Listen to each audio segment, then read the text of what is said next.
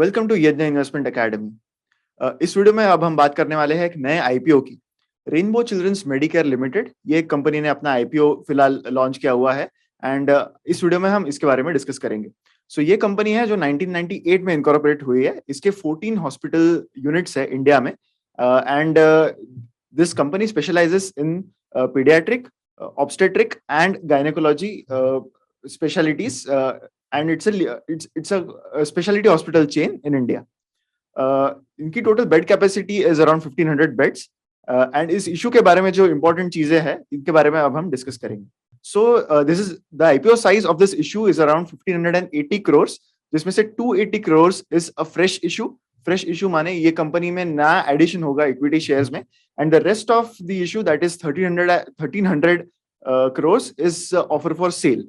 सो इस offer for sale में जो लोग सेलिंग शेयर होल्डर्स है, that includes the promoter family, the promoter group and CDC group which is a PE investor in the company, private equity investor है CDC group.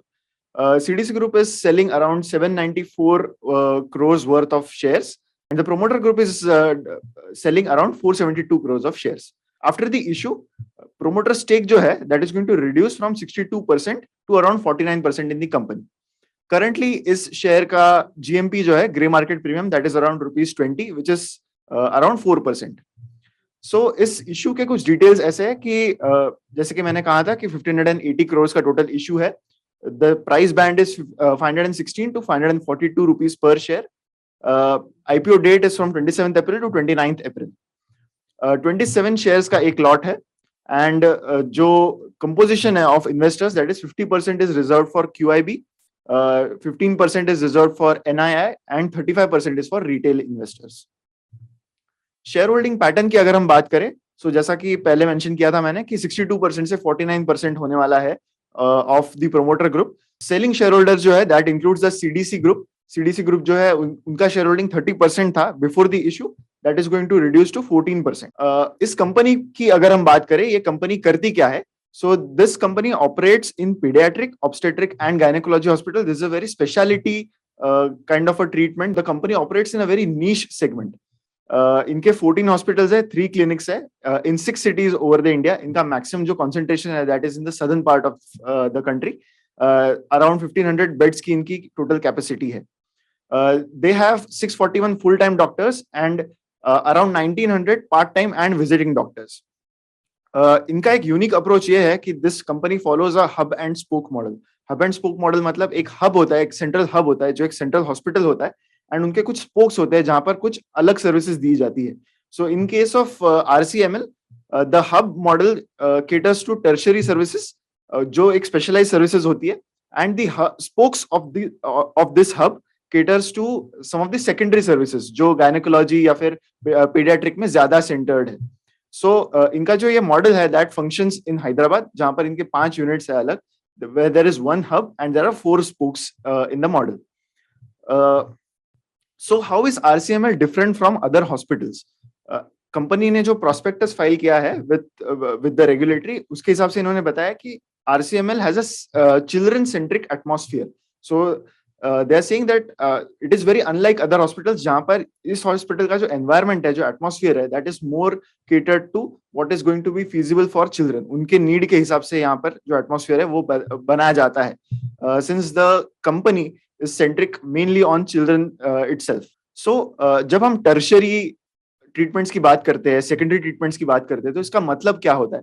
जो health care industry है, यहाँ पर एक प्राइमरी हेल्थ केयर एग्जिस्ट करता है, एक secondary होता है, एक टर्शियरी होता है, and there is one more that is called quaternary care.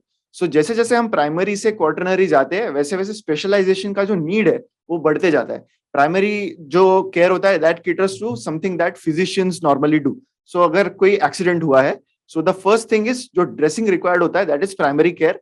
अगर एक फ्रैक्चर की जरूरत पड़ी, फ्रैक्चर का ट्रीटमेंट कराना है, then that is secondary care.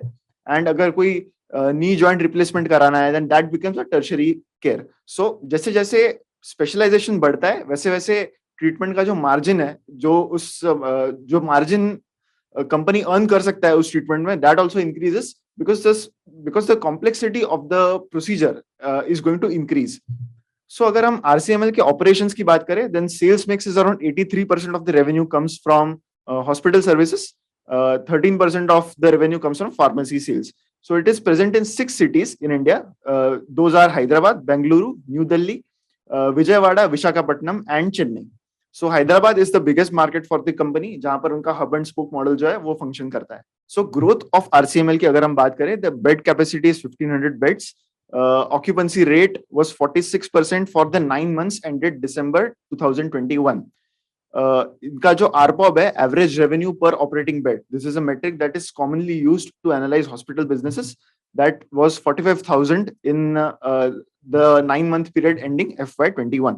So this ARPOB has increased drastically from around 29,000 in FY20. इसका रीजन ये था कि इनके जो टर्शरी एंड क्वार्टरनरी केयर के जो ट्रीटमेंट्स थे वो बहुत बढ़ गए हैं in FY21 and 9 months FY22. And the reason for this is कि बहुत सारे पेशेंट्स में जो पोस्ट कोविड सिम्टम्स थे, पोस्ट कोविड के ट्रीटमेंट्स थे, वो बहुत जरूरी थे कराने के लिए. And this was a very high margin business for the company, क्योंकि टर्शरी सर्विसेज के अंडर आ रहा था. So this was a big tailwind that this particular company has received in this covid period. So we have to analyse as investors कि ये sustainable है या नहीं. Geographical presence की अगर हम बात करें, then the company is mainly having a dominant presence in southern India. So this is one of the risks that the company will be having, क्योंकि जब आपका एक region में concentration होता है, then sometimes you have risks that are very high because of having a regional concentration. Financial performance की अगर हम बात करें, EBITDA for the 9 months FY22 is a very good number, that is 33% right now for the 9 months ended FY22. Debt to equity is in control of the company. EBITDA margins have always been somewhere around 27%, 26%, but because of the जो recovery हुई थी operations में post the second wave of COVID, तो वो एक बहुत बड़ा factor आ गया है company के लिए, because whatever treatments that the company did in that period were mainly high margin treatments. And so जो EBITDA levels है, they have also seen a very huge increase. So peers में अगर हम बात करें तो children care पे concentrate करने वाले जो peers है, they are very less in India. But अगर हम बात करें कोई major hospitals की, then Apollo, Fortis, all these hospitals have separate units or separate sections within their hospital unit, जहाँ पर जो pediatric care है या फिर gynecology care है वो अलग से दी जाती है. So all these companies are going to be direct competitors for this company also. Although in companies का sole focus इन specialties पे नहीं है, but they still have a very huge base and they can afford to have a separate focus on these within the company itself. So obviously ये एक चीज है जिसका हमें ध्यान रखना पड़ेगा. अगर हम peer comparison की बात करें तो अपोलो हॉस्पिटल्स या फिर फोर्टिस हॉस्पिटल्स या फिर max, they have more number of beds, more number of units also. So competition wise अगर देखें तो कॉम्पिटिटिव एनवायरनमेंट जिस सेक्टर में ये कंपनी ऑपरेट करती है वहां पर कॉम्पिटिटिव एनवायरनमेंट काफी इंटेंस है. अभी वैल्यूएशन की अगर हम बात करें तो वैल्यूएशन के बेसिस पे we have calculated this EPS based on TTM numbers for December 21. सो उसके हिसाब से इनका P ratio comes out to around 40 right now. In comparison Apollo is at 58, Fortis is at 39, Max is at 72 and Kim's Hospitals is at 53. So valuation के हिसाब से अगर हम देखें, then it is more or less similar to what some of the other peers in the industry have. But हमें ये ध्यान रखना है कि whatever are the numbers for these valuations, they are on the basis of the high concentration of COVID revenue in this. So ये एक portion है जो शायद sustainable ना हो आगे चलते हुए. So we have to evaluate कि इसका कितना इम्पैक्ट आने वाला है आगे चलते हुए इस कंपनी में. सो टू सम अप, अगर हम बात करें पॉजिटिव्स की, so the company operates in a niche area जहां पर एक्सपर्टीज बहुत ज्यादा नहीं है. ये ज्यादा रेलेवेंट है जहां पर मार्केट ज्यादा मैच्योर नहीं है. तो अगर हम अर्बन एरियाज में देखें तो players like Apollo, Fortis, they will have a lot of concentration on this speciality as well. But generally speaking the company operates in a very niche area जहां पर एक्सपर्टीज ज्यादा प्लेयर्स का नहीं है. The company follows a hub and spoke model जो generally easier to scale होता है. अगर revenues बढ़ाने हैं, then company can add another spoke to their hub and इस तरह से स्केलिंग जो है वो इजी हो सकता है कंपनी के लिए. Tertiary and quaternary care businesses are high margin area, जिसके बारे में हमने ऑलरेडी डिस्कस किया है. Post the recovery post covid in the operation is very strong, and the company is also trying to increase their digital healthcare initiatives. So इन्होंने around 1,25,000 video consultations किए हैं during the pandemic phase, जिससे ये दिख रहा है कि company is also concentrating on digital initiatives. So कुछ नेगेटिव्स की अगर हम बात करें इस आईपीओ के, then the geographical presence is limited to the southern part of the country, mainly Hyderabad. इसमें कंपटीशन काफी इंटेंस है from bigger players who are quite bigger in terms of talent, in terms of number of beds, in terms of resources, in terms of management. So that is going to be a factor for the company. Occupancy rates जो है वो थोड़े से लो रहे हैं in comparison to other players. अगर हम Apollo या फिर फोर्टिस की बात करें, the occupancy levels of RCML are around 40%, which is low. Sector में रेगुलेटरी कंप्लायंसेस बहुत ज्यादा है. The company operates in health care sector, जहां पर रेगुलेशंस जो है वो काफी इंपॉर्टेंट पार्ट हो जाता है. Retention of doctors will be a challenge. जहां पर स्पेशलिटी केयर की बात होती है, then you also need good talent to cater to the services that you provide. So obviously retention of doctors is going to be a challenge. Majority of the issue is offer for sale.